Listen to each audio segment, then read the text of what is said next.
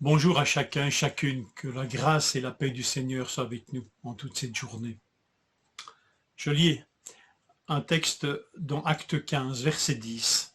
Pourquoi provoquer Dieu en imposant aux disciples des exigences que ni nos ancêtres ni nous n'avons été capables de remplir? L'Évangile progresse. Le premier voyage missionnaire de Paul et de Barnabas est enthousiasmant. Le nombre des disciples augmente. Donc forcément, il va y avoir réaction. Il y a déjà eu réaction, vous avez vu à Lystre, à Iconium, à Antioche, de la part des adversaires.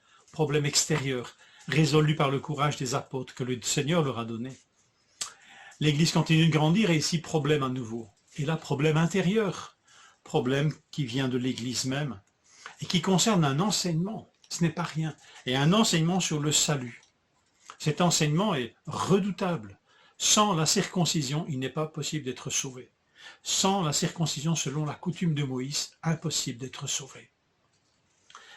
Au message de l'Évangile, le salut uniquement par la grâce de Jésus-Christ, auteur de notre salut par sa mort et sa résurrection, au message de cet Évangile, l'homme n'a eu de cesse d'ajouter d'autres exigences. C'est Christ est. Ici, c'est la circoncision. Plus tard, ce sera le baptême, ou l'adhésion à l'Église, ou la prise des sacrements, ou l'acceptation d'une tradition, ou les œuvres méritoires, et puis la révélation de nouveaux prophètes, etc., jusqu'à nos jours. Jésus est. Et notre texte ici est riche en enseignements pour nous donner du discernement, parce que derrière l'exigence, ici par exemple celle de la circoncision, il y a autre chose. Verset 5. Alors quelques-uns du parti des pharisiens qui avaient cru se levèrent et dirent qu'il fallait circoncire les païens, ok, circoncision, et exiger l'observation de la loi de Moïse. Derrière tous ces ajouts, tout ce qu'on ajoute à Christ, derrière tous ces ajouts se cachent des exigences supplémentaires. Tant et si bien que ces exigences supplémentaires et ce qu'on a ajouté au salut, aux conditions de salut, en plus de Christ et de la foi en Christ, ces choses vont non pas enrichir la foi en Christ, mais prendre sa place par le principe des vases communicants. Plus ces choses prendront de l'importance, et elles sont destinées à en prendre, plus la foi en Jésus-Christ, la compréhension de la foi seule en Jésus-Christ qui nous sauve, s'atténuera, diminuera. C'est pour ça que c'est redoutable d'ajouter quelque chose. Ça n'enrichit pas, c'est appelé à prendre la place. Autant être prévenu que le Seigneur nous donne ce discernement. Derrière aussi ces systèmes se trouve l'homme, et l'homme faillible, même s'il est religieux. Et c'est ce que Pierre va ajouter.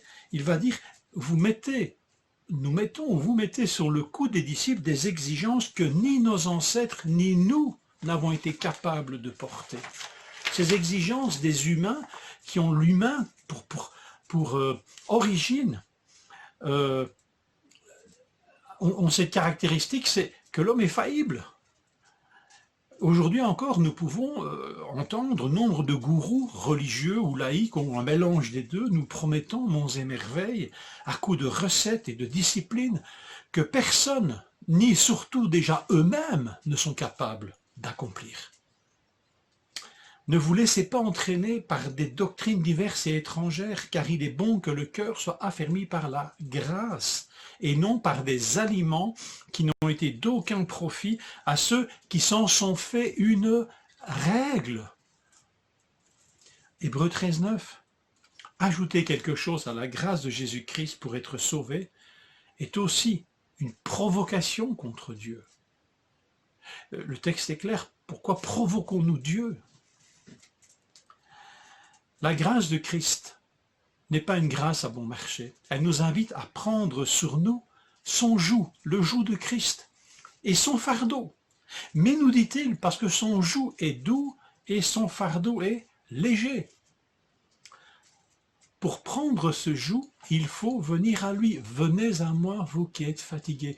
Le Seigneur ne se contente pas de mettre sur nous un joug ou un fardeau, mais il nous demande de venir à lui parce que ce joug, il va le partager avec nous, parce qu'il va être présent avec nous. Nous sommes appelés à entrer dans la présence du vivant, et pas d'un gourou qui va nous imposer des fardeaux. Or, les pharisiens aussi liaient de pesants fardeaux, et Jésus leur a reproché de cela. Et il leur a dit surtout, vous liez de pesants fardeaux sur les gens, vous les chargez de pesants fardeaux, mais vous ne pouvez vous-même les soulever du doigt. Ils ne peuvent pas les accomplir. Jésus peut même dire, vous dites, mais vous ne faites pas, et vous n'en êtes pas capable. L'homme est faillible et est un très mauvais guide.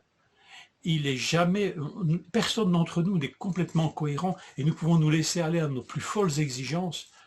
Nos limites sont là.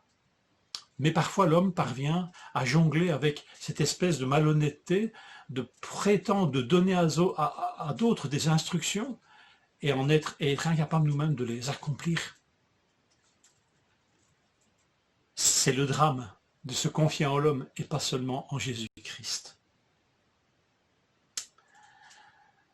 Mais c'est par la grâce du Seigneur Jésus que nous croyons être sauvés, de la même manière que, dira Pierre, acte 15, verset 11.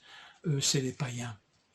Nous, les enfants d'Israël, comme Pierre dit, c'est par la grâce que nous sommes sauvés, parce que nous n'avons pas pu porter ces choses. Donc nous n'avons pas l'exigé des autres. Seulement la grâce de Christ et son fardeau, et son joug surtout. Et je termine par ce verset, je le répète, d'Hébreux 13, verset 9. Il est bon que le cœur soit affermi par la grâce. Que sur ce chemin le Seigneur nous bénisse. Une bonne journée.